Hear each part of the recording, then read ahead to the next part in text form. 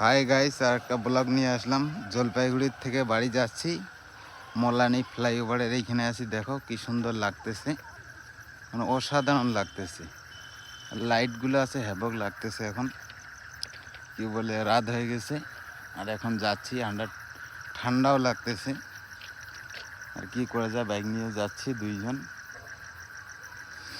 তার জন্য একটা ভিডিও করলাম।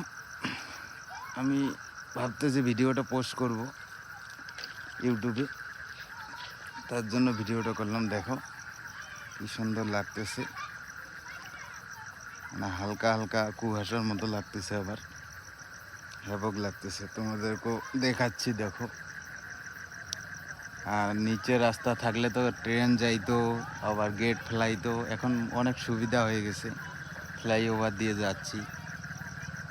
আর কি করা যায়, যত সুবিধা কইরে দেয় সরকার, আমরা চাই আবার সুবিধা দেখ। এখন তো ভালো হয়ে গেছে। দেখো অসাধারণ লাগতেছে লাইটগুলো, হ্যাবক, খুব ভালো লাগতেছে। দেখো তোমাদেরকে শেয়ার করতেছি। এখন তো মানে ঠান্ডা যা লাগতেছে বাইকে, আর কি করা যায়। জলপাইগুড়ি গেছি, আবার রিটার্ন হচ্ছি। এখন 7টা বাজে, যাচ্ছি বাড়ি।